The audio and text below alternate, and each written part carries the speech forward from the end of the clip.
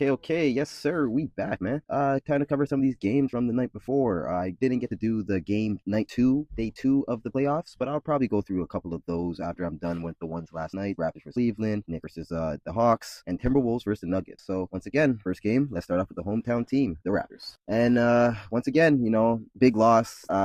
Can't play like the way they've been playing lately and expect to beat a team like Cleveland. 22 turnovers is not going to do it. Shooting 27% from three, not going to do it. And obviously Ingram, shooting 3 for 15, 7 points. That's not going to work. That's not a good recipe for winning. Jakob Poeltl, 9 minutes, 2 points. Once again, as I said from the last episode, I think he should be benched. I don't think right now he's no use, at least in this series. CMB has been playing well, man. 17 points, 7 rebounds, 6 out of 10, 5 for 6 from the 3-point from the field, free throw line, 1 steal, 1 block. And that he's active, man. He's a bit more mobile than I think than Jakob Poeltl, and he can give you more. And once again, Scotty Barnes 26, which big game, 11 from 19 from the field, and RJ Barrett 22, 9 boards, 5 assists, 10 for 13 from the field.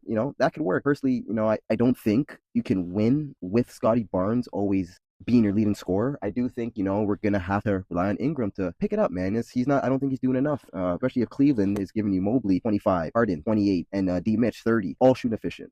That you can't beat Cleveland with sloppy play, no defense, turnovers, especially on the road.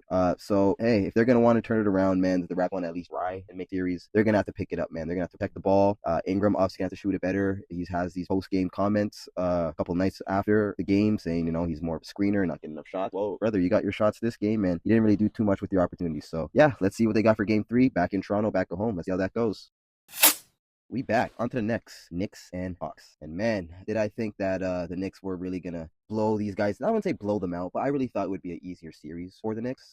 Just because the Hawks don't really have, I thought, the size to deal with the Knicks. But hey, it looks like they found a good recipe last night to beat them, come back and win, beat them. CJ McCollum, obviously, there's a lot you could say about that. But what I always who I thought would always be, that X factor for the Hawks is Jonathan Kuminga. I'm a Golden State Warriors fan, and I kind of got to see him in Golden State, and it kind of always threw me off how Steve Kerr just couldn't find that time for him. Because I do think he's a good player that just needs a coach that believes in him. And last night, he played great. He was guarding Cat, attacking the basket. He was playing great defense. I feel like when Kuminga is involved defensively, his offensive game shows more because he's more engaged. But other than that, Nickeil Alexander-Walker struggled, but they still found a way to win. I think he did have some big defensive stops in the game. Stripping Brunson, that was huge. With the Knicks now, man, Karl-Anthony Towns is what everyone's been saying. This, I guess, needs to be a bit more aggressive, man. He just doesn't really look like he wants it, and I don't know. Like, he's definitely gonna have to pick it up if they're gonna want to win as easily as they should, as I think they should. But Atlanta's a good team, man. You can't count them out. I think they got some good pieces on that team that could give the Knicks a run for their money. But Jalen Brunson, he got exposed defensively last night badly as CJ McCollum was just hunting him, finishing his shots. I think he was like 4-4 in like the last quarter and last 5 minutes when he was hitting that. So he played really well, CJ McCollum, man. Vet, he's a great leader, a great guy from what I've seen and how he carries himself. So it's a good leader to have for ATL to kind of lean on in a situation like that. 12 for 22 from the field, yeah, that's gonna work. So good for the Hawks to get a game. They go back to Atlanta, 1-1 in the series, and let's see if they can continue this hot streak that they're on. A good game from game 2, so let's see if they can keep that up. Let's go on to the last game. Timberwolves Nuggets. So this one, I thought the Nuggets would kind of win this series pretty easily as well. But I guess that's not going to be the case. I kind of slept a little bit on the Timberwolves and not realizing the dogs that they truly do have on that team compared to the Nuggets. I think Gobert played huge. 2 points. Yeah, I know, nothing crazy, but I think his defense on Jokic was huge, man. It looked like it bothered him a little bit, and you're not really going to expect too much from Gobert offensively. You have the guys that could pick up that slack to kind of hide him offensively, but defensively he was huge, And when you have Randall giving you 24, 9, and 6, Dave McDaniels 14, always good playing good defense, also 7 for 15 from the field. Julius Randle 7 for 14, Dante DiVincenzo 4 for 7 from the 3, that will work. And Anthony Edwards is doing what he does, 30, 10, and 2. That's pretty dope. Naz Reid had a little bit of a showing, and Bones Highland.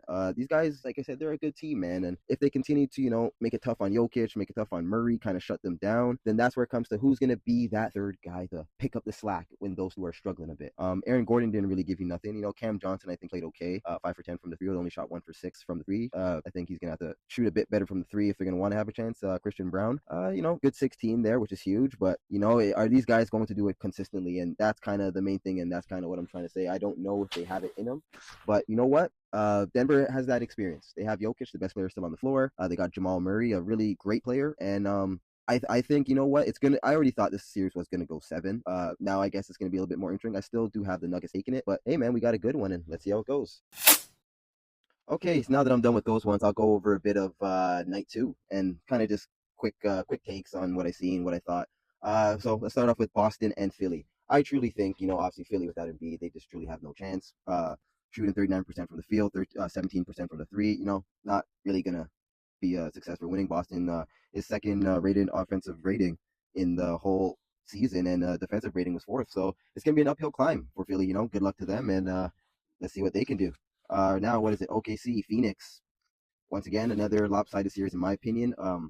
Terrible shooting. It was a terrible shooting night for the Suns. Obviously, OKC's defense is very elite. Held them to only 90 points. Shea, tough shooting night, still dropped 25. J Dub, 22 and 7 rebounds, 6 assists. Huge. Chet had 16, 7 rebounds, 2 steals, 2 blocks. Yeah, with the championship team, man, it's going to be a tough outing for Suns. And, I think they'll get a game, but yeah, this another series. I don't think it's really going anywhere. And yeah, now Orlando and Detroit. And this one, is very interesting because I thought either Orlando or Hornets would give Detroit a little bit of a run for their money. Um, More obviously Orlando because they do have size. They have some more grittier guys that can deal with the physicality that Detroit brings. Besides, once again, Cade played huge, 39%, as everyone would always say. Like, who's going to be the guy to help Cade?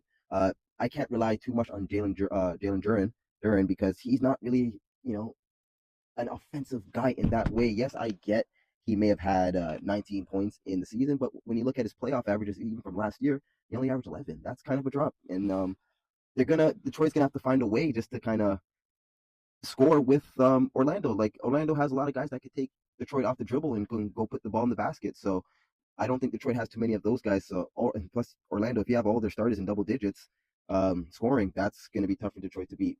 If only K's the only one that could put up, you know, godly numbers. Yeah, Tobias Harris, I think he had 15, but he shot like 5 for 15 from the field, and that's not going to work against any team. So yeah, and last game of day two of playoffs, Portland San Antonio. Obviously, San Antonio won that. Wemby doing what Wemby does.